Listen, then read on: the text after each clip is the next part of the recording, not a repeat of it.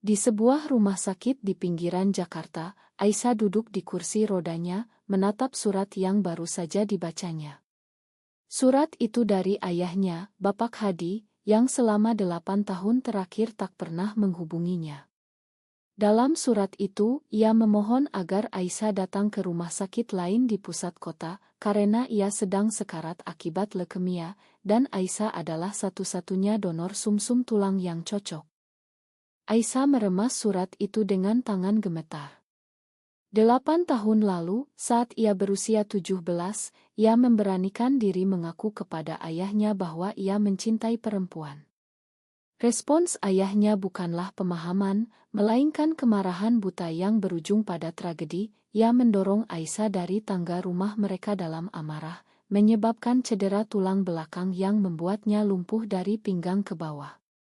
Sejak itu, ayahnya meninggalkannya, pindah ke kota lain, dan ibunya, Bu Siti, yang tak kuat menghadapi skandal keluarga, memilih bercerai dan pergi ke desa asalnya di Jawa Tengah. Aisyah ditinggal sendirian, belajar bertahan hidup di panti asuhan hingga dewasa. Kini, di usia 25, Aisyah telah membangun hidup baru. Ia bekerja sebagai editor di sebuah penerbitan kecil di Jakarta, tinggal di apartemen sederhana, dan memiliki kekasih, Lina, seorang guru sekolah dasar yang setia mendampinginya. Lina, dengan rambut pendeknya yang rapi dan senyumnya yang selalu hangat, adalah cahaya dalam kegelapan Aisyah. Mereka bertemu 3 tahun lalu di sebuah acara komunitas rahasia di ibu kota, di mana Aisyah berbagi ceritanya untuk pertama kali. Lina mendengarkan, memeluknya, dan sejak itu tak pernah lepas. Tapi surat ini mengguncang segalanya.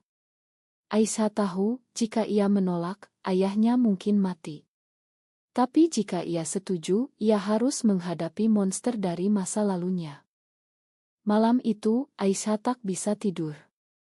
Ia duduk di balkon apartemen, memandang lampu-lampu kota yang berkelap-kelip. Kenapa sekarang, gumamnya?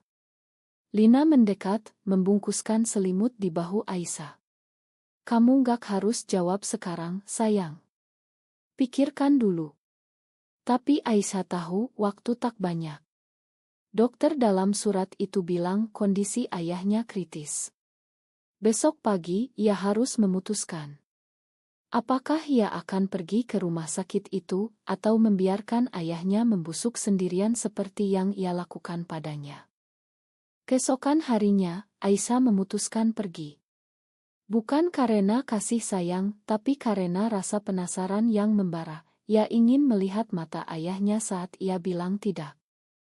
Lina mengantarnya dengan mobil kecil mereka. Perjalanan ke rumah sakit pusat kota memakan waktu 1 jam, di tengah kemacetan Jakarta yang tak pernah surut. Di sepanjang jalan, Aisyah mengingat-ingat masa kecilnya. Ayahnya dulu adalah seorang pegawai kantor yang ketat, selalu menekankan nilai-nilai agama dan tradisi. Keluarga kita harus sempurna, katanya sering. Tapi di balik itu, ia adalah ayah yang membelikannya buku-buku, mengajarinya naik sepeda. Sampai hari itu, saat Aisyah pulang dari sekolah dengan hati berdebar, dan berkata, "Pak, aku suka perempuan. Aku lesbian." Kata-kata itu seperti bom yang meledak. Ayahnya berteriak, memanggilnya penyakit masyarakat, dan dalam kemarahan, tangannya mendorong Aisyah mundur. Tangga curam rumah mereka menjadi akhir dari segalanya. Saat tiba di rumah sakit, Aisyah disambut oleh seorang perawat yang mengenalinya dari oto yang dikirim ayahnya. "Bapak Anda sudah menunggu," katanya lembut. Lina memegang tangan Aisyah erat-erat saat kursi roda didorong masuk ke kamar. Di sana, ayahnya terbaring lemah, kulitnya pucat, mata yang dulu tajam kini redup. "Aisyah," bisiknya saat melihat putrinya. Aisyah tak menjawab. Ia hanya menatap, mencoba mencerna campuran emosi, marah, sedih, dan entah apa lagi. Ayahnya mulai berbicara, suaranya parau. "Makan papa, nak. Papa salah. Tapi sekarang, papa butuh kamu. Hanya kamu yang bisa selamatkan papa. Aisyah tertawa getir dalam hati. Ma. Setelah 8 tahun. Tapi ia tak bicara. Ia hanya bilang aku akan pikirkan. Dan keluar dari kamar itu meninggalkan ayahnya dalam ketakutan. Di luar, Lina memeluknya. Kamu kuat, Aisyah. Tapi Aisyah tahu ini baru permulaan. Berita tentang ayahnya pasti akan menyebar di keluarga besar mereka yang masih konservatif. Paman dan bibi di desa akan menelepon, menekan Aisyah untuk melakukan yang benar sebagai anak. Dan masyarakat Indonesia, dengan undang-undang yang masih ambigu soal akan menilai ia sebagai anak durhaka jika menolak. Aisyah merasa tekanan itu sudah mulai menekan dadanya. Apakah ia akan menyerah pada rasa bersalah yang dipaksakan, atau bertahan pada luka yang tak pernah sembuh? Beberapa hari kemudian, telepon pertama datang. Dari Paman Joko, saudara ayahnya. Aisyah, kamu harus selamatkan kakakku. Ini kewajibanmu sebagai anak, katanya tegas. Aisyah menjawab dingin, Paman ingat apa yang papa lakukan padaku. Paman terdiam sebentar, lalu bilang, itu masa lalu. Agama mengajarkan pengampunan. Aisyah menutup telepon, tapi kata-kata itu menggema. Pengampunan. Mudah dikatakan bagi mereka yang tak pernah merasakan sakitnya. Lina melihat kegelisahan Aisyah dan mengusulkan mereka pergi ke sebuah kai kecil di pinggir kota, tempat mereka sering menghabiskan waktu. Di sana, di bawah pohon rindang, Lina berkata, kamu nggak sendirian. Kita hadapi bareng. Tapi Aisyah tahu keputusan ini miliknya sendiri. Ia harus memilih, membiarkan ayahnya mati, atau memberinya kesempatan kedua yang mungkin tak pantas ia dapatkan. Tekanan semakin bertambah saat berita bocor ke media sosial. Seseorang dari keluarga memposting di Facebook tentang anak yang tak mau selamatkan ayahnya. Komentar-komentar bermunculan, durhaka, lesbian itu penyakit, pantas ayahnya marah. Aisyah membaca itu semua, hatinya teriris. Ia ingat saat remaja, bagaimana teman-teman sekolah menjauhinya setelah rumor menyebar. Kini, di usia dewasa, hal yang sama terjadi lagi. Lina mencoba menghibur, jangan baca itu. Mereka nggak tahu cerita sebenarnya. Tapi Aisyah tak bisa berhenti. Ia merasa seperti diadili oleh seluruh masyarakat. Malam itu, ia bermimpi buruk, ayahnya mendorongnya lagi dari tangga, tapi kali ini, Lina jatuh bersamanya. Ia terbangun berkeringat, dan memeluk Lina erat-erat. Aku takut kehilanganmu, bisiknya. Lina membalas, kamu gak akan. Tapi Aisyah tahu, jika ia memilih salah, hubungan mereka bisa hancur. Akhirnya, Aisyah memutuskan bertemu ayahnya lagi. Kali ini sendirian, tanpa Lina. Di kamar rumah sakit, ayahnya terlihat lebih lemah. Papa menyesal, Aisyah. Papa takut kehilanganmu dulu, tapi malah kehilangan segalanya. Aisyah mendengarkan, tapi hatinya masih keras. Papa takut apa, Pa? Takut malu di mata masyarakat? Atau takut aku bahagia dengan cara yang Papa nggak setujui? Ayahnya menangis, untuk pertama kali Aisyah lihat. Papa salah besar. Tolong beri Papa kesempatan. Aisyah keluar dari kamar itu dengan hati bergejolak. Apakah penyesalan itu tulus, atau hanya karena ia butuh Aisyah sekarang? Pertanyaan itu menggerogoti pikirannya, dan ia tahu keputusan akhir semakin dekat. Keputusan Aisyah untuk bertemu ayahnya lagi membuka pintu banjir kenangan. Saat pulang dari rumah sakit, ia melewati jalan-jalan lama di kawasan rumah masa kecilnya di Jakarta Selatan. Rumah itu kini ditinggali orang lain, tapi bayangan masa lalu masih menghantui.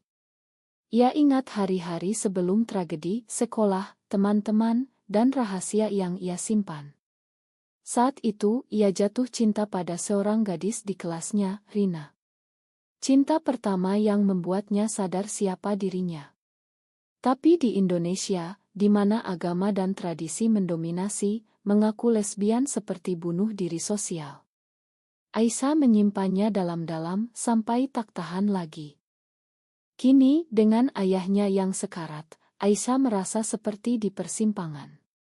Lina yang selalu mendukung mulai khawatir. Kamu terlihat lelah, sayang. Jangan biarkan ini menghancurkanmu lagi. Mereka duduk di ruang tamu apartemen, minum teh hangat. Aisyah menceritakan mimpi buruknya, dan Lina mendengarkan dengan sabar. Mungkin kamu perlu bicara dengan seseorang. Seperti psikolog.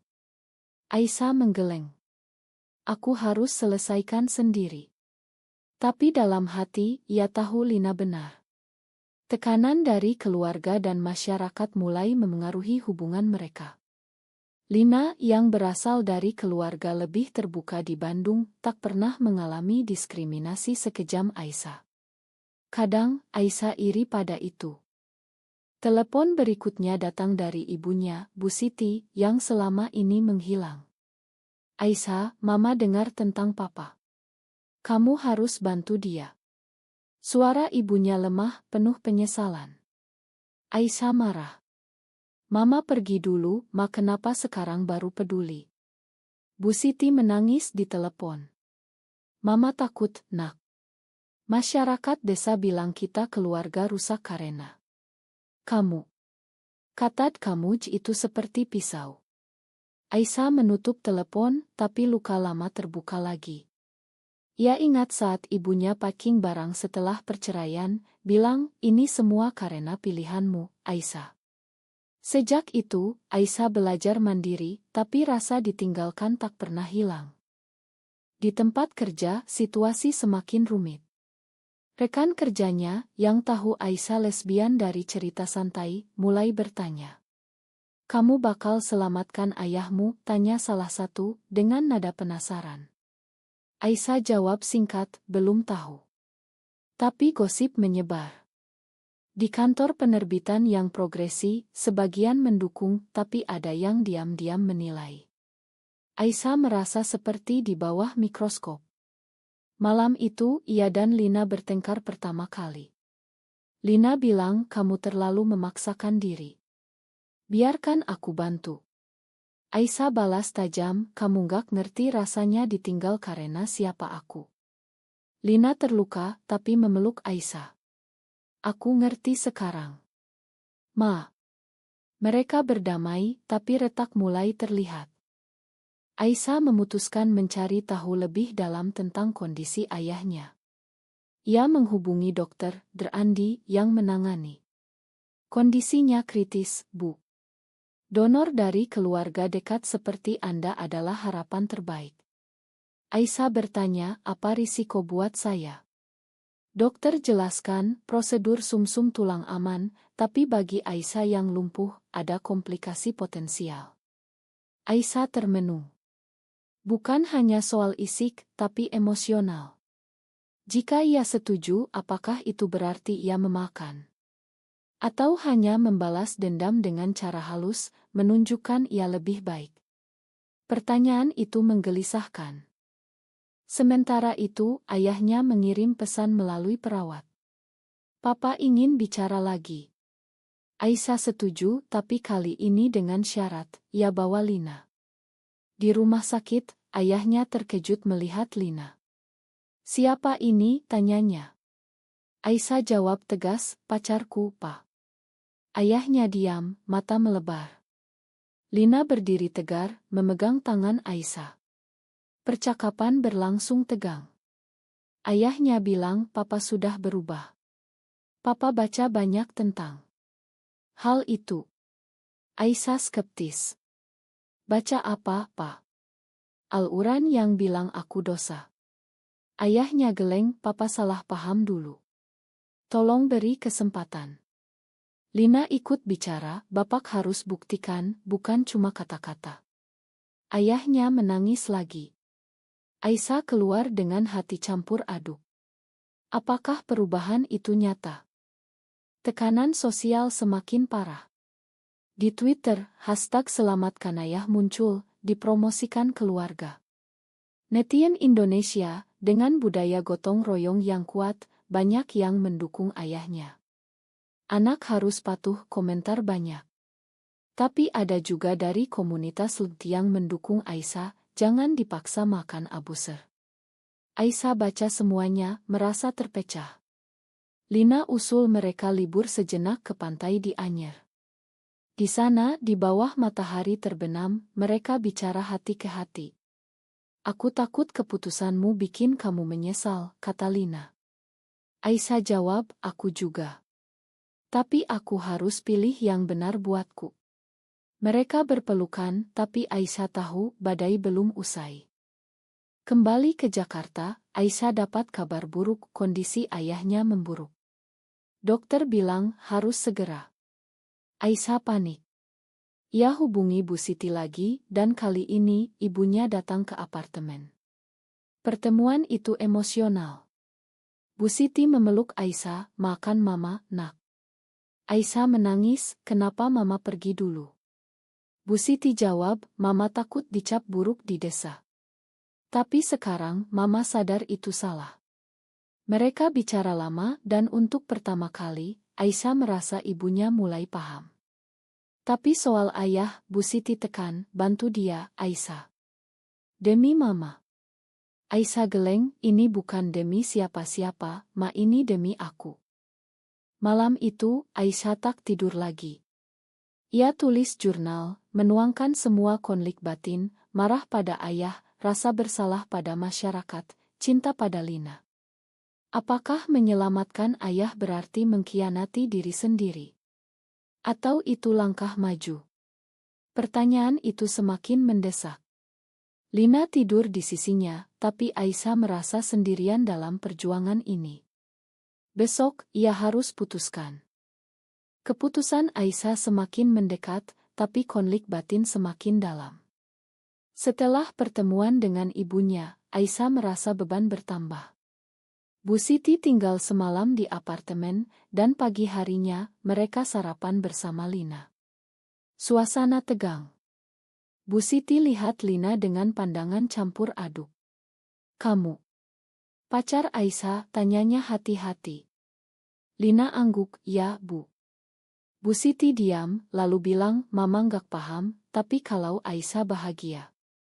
Itu langkah kecil, tapi berarti bagi Aisyah.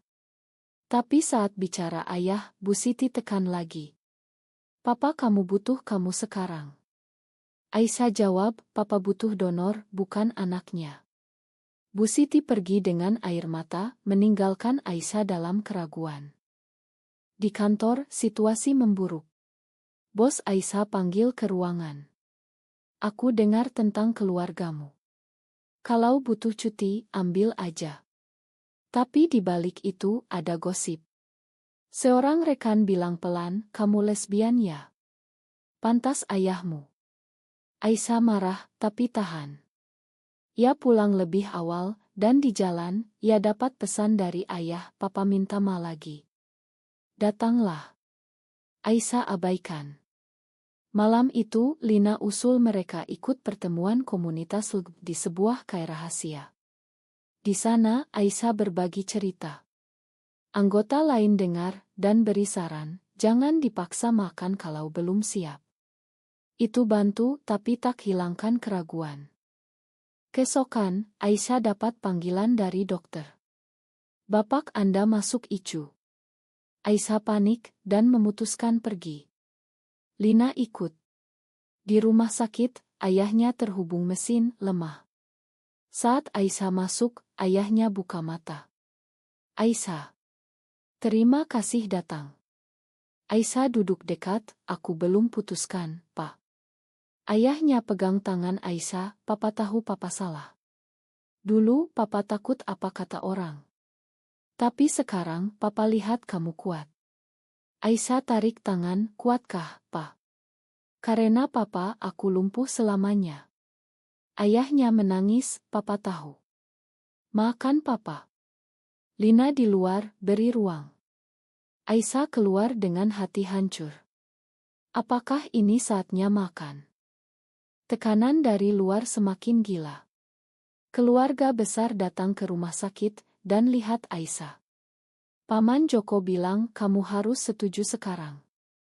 Aisyah jawab, ini keputusanku. Mereka marah, bilang Aisyah egois. Di media sosial, debat memanas. Ada yang dukung Aisyah, bilang Abu Setak bisa dimakan.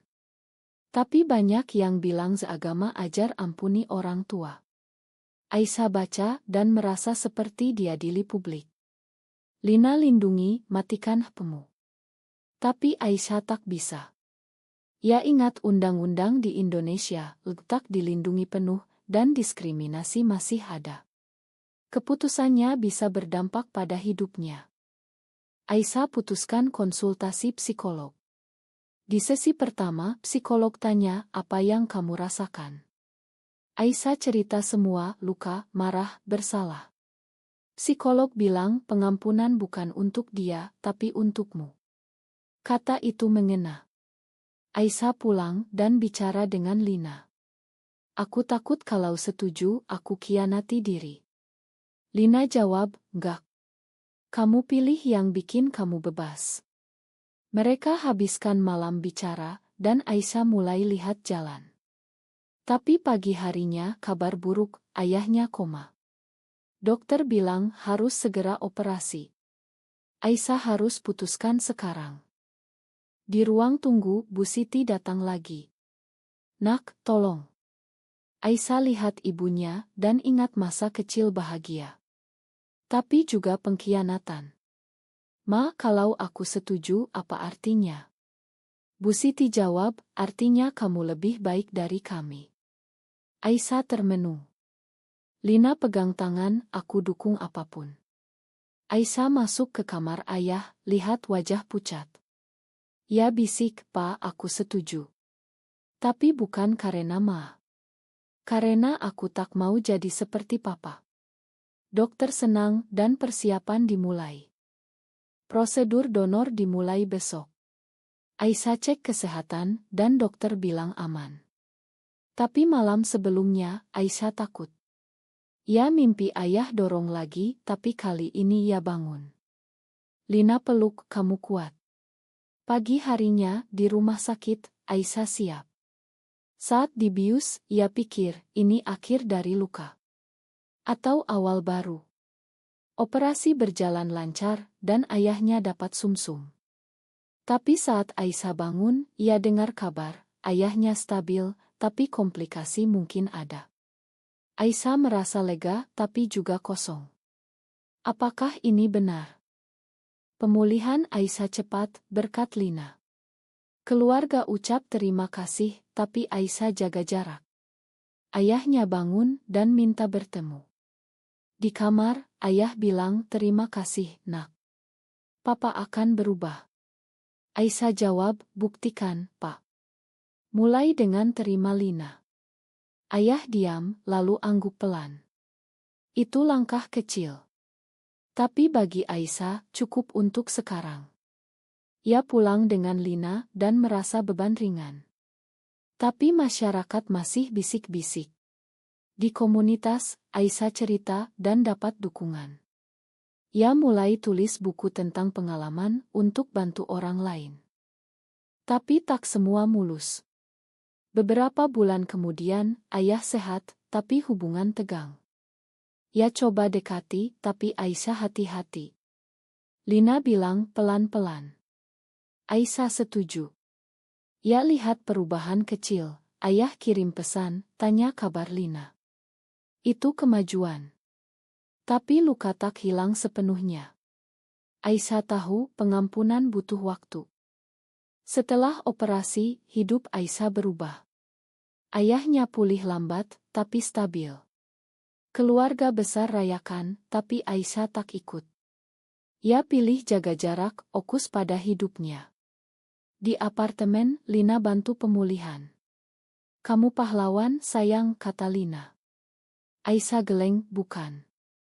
Aku cuma lepas beban. Mereka habiskan waktu bersama, nonton film, masak. Tapi di luar, dunia masih keras. Media tulis tentang cerita mereka, dengan judul sensasional, "Anak Lesbian Selamatkan Ayah yang Dulu Lukai Dia." Komentar campur, dukungan dan hujatan. Aisyah abaikan, tapi kadang terluka. Ayah minta bertemu lagi. Kali ini di kain netral. Aisyah setuju bawa Lina. Ayah datang dengan Bu Siti. Suasana canggung. Ayah bilang papa baca buku tentang LGBT. Papa salah dulu. Aisyah tanya apa yang papa pahami sekarang. Ayah jawab bahwa cinta itu cinta, tak peduli siapa. Lina senyum, Bu Siti angguk. Tapi Aisyah skeptis. Buktikan dengan tindakan, Pak. Ayah setuju, papa akan coba. Pertemuan itu berakhir damai, tapi Aisyah tahu ini ujian. Di tempat kerja, Aisyah promosi jadi editor senior. Rekan dukung, dan ia mulai proyek buku tentang diskriminasi LGBT di Indonesia. Ia wawancara korban lain dan cerita sendiri. Buku itu jadi terapi. Lina bangga kamu ubah luka jadi kekuatan. Tapi tekanan masih ada. Paman Joko hubungi, bilang jangan tulis yang jelek-jelekin keluarga. Aisyah jawab, ini kebenaran. Ia putus hubungan dengan yang toksik. Suatu hari, ayah datang ke apartemen. Ia bawa hadiah, buku yang dulu ia beli untuk Aisyah kecil. Papa ingat kamu suka baca. Aisyah terharu, tapi tahan. Mereka bicara lama. Ayah cerita masa mudanya, bagaimana masyarakat bentuk pandangannya. Papa takut beda, nak. Aisyah jawab, tapi beda itu normal, Pak. Ayah angguk, papa belajar sekarang. Lina ikut, dan ayah coba bicara dengannya. Terima kasih rawat Aisyah. Lina jawab, itu cinta. Ayah diam, tapi tak tolak. Itu kemajuan. Tapi konflik muncul lagi. Di desa Bu Siti, rumor menyebar. Tetangga bilang de keluarga kalian aib. Bu Siti tekanan, dan hubungi Aisyah, mungkin kamu jangan terlalu terbuka. Aisyah marah, Ma, ini siapa aku? Bu Siti Ma, tapi Aisyah lihat, perubahan tak mudah. Di komunitas, Aisyah dapat ancaman online, lesbian seperti kamu harus diobati. Lina khawatir, lapor polisi. Aisyah geleng, ini biasa. Tapi ia takut. Malam itu, mereka peluk erat. Kita kuat bareng, kata Lina. Ayah mulai ikut acara pendidikan tentang LGBT. Ia cerita ke teman, dan dapat kritik. Tapi ia lanjut. Aisyah lihat, dan mulai percaya. Mereka bertemu rutin, bicara masa lalu. Ayah minta ma detail, papa dorong kamu karena marah buta. Papa menyesal setiap hari. Aisyah menangis, itu ubah hidupku, Pak. Ayah jawab, papa tahu. Tolong makan. Aisyah bilang, sedang coba. Itu langkah besar. Buku Aisyah terbit, dan dapat respon positif. Di peluncuran, ayah dan Bu Siti datang. Ayah bicara di depan, aku ayah Aisyah, dan aku bangga padanya. Penonton tepuk tangan. Aisyah terharu. Tapi di belakang panggung, ia tanya, Pak, ini tulus? Ayah jawab, ya, nak. Lina peluk Aisyah, lihat, perubahan nyata. Aisyah mulai makan, tapi hati-hati. Tapi pengkhianatan muncul. Seorang sepupu bocorkan cerita ke media konservatif. Artikel bilang ayah selamat berkat anak yang sakit. Aisyah marah, hubungi ayah. Patahu ini. Ayah geleng, papa akan hentikan. Tapi kerusakan sudah. Netizen hujat lagi. Lina dukung, kita hadapi. Aisyah merasa mundur, tapi lanjut. Ia tulis respons, aku bukan sakit, aku manusia. Itu viral, dan dukungan bertambah. Akhirnya, Aisyah dan Lina rencana liburan ke Bali. Di sana, di pantai, Aisyah bilang, aku makan, Pak. Lina senyum, senang dengar. Mereka nikmati momen, tapi Aisyah tahu perjuangan belum selesai. Masyarakat Indonesia masih berubah lambat. Tapi dengan Lina, ia siap. Perjalanan Aisyah menuju pengampunan penuh lika-liku. Setelah liburan Bali, ia kembali dengan semangat baru. Buku laris, dan ia diundang bicara di seminar tentang hak di Universitas Jakarta. Di sana ia cerita pengalaman dan dapat aplaus. Ayah datang diam-diam, duduk di belakang. Setelah acara, ia bilang papa bangga. Aisyah peluk ayah untuk pertama kali setelah 8 tahun. Itu momen emosional. Bu Siti ikut, dan keluarga mulai rekonsiliasi. Tapi tantangan datang. Di desa, Bu Siti diusir tetangga karena didukung lesbian. Bu Siti pindah ke Jakarta, tinggal dekat Aisyah. Mama pilih keluarga, katanya. Aisyah bantu, dan hubungan mereka membaik. Ayah juga pindah lebih dekat, dan mulai terapi. Ia bicara dengan Aisyah tentang agama, papa lihat, Tuhan ajar kasih, bukan benci. Aisyah jawab, itu yang aku butuh dulu, Pak. Mereka bangun ikatan baru, pelan tapi pasti. Lina dan Aisyah rencana komitmen. Di Indonesia, pernikahan sesama jenis tak legal, tapi mereka adakan upacara kecil dengan teman. Ayah dan Bu Siti datang. Ayah beri berkat, papa doakan kalian bahagia. Itu kejutan. Lina menangis, Aisyah juga. Momen itu tandai akhir dari luka lama. Tapi di luar, masyarakat masih jugi. Ada demo anti-LGBT di kota, dan Aisyah ikut lawan dengan tulisan. Ia jadi aktivis, gunakan suara untuk perubahan. Suatu hari, ayah sakit lagi, tapi ringan. Aisyah datang segera. Di rumah sakit, ayah bilang terima kasih atas kesempatan kedua. Aisyah jawab, kita sama-sama, Pak. Mereka bicara masa depan, ayah ingin bantu komunitas. Papa bisa cerita pengalaman supaya orang tua lain gak salah seperti papa. Aisyah setuju dan mereka rencana proyek bersama. Itu ubah dinamika dari korban dan pelaku jadi mitra. Tapi tak semua sempurna. Ada momen Aisyah marah lagi, ingat lumpuhnya. Saat isioterapi, ia frustrasi. Lina dukung, itu normal. Aisyah bicara dengan ayah, Pak, kadang aku masih marah. Ayah jawab, wajar. Papa terima. Kejujuran itu bantu. Aisyah lihat, pengampunan bukan lupa, tapi maju. Di akhir tahun, mereka rayakan Natal bersama, meski Muslim, sebagai simbol persatuan. Cinta Aisyah dan Lina semakin kuat.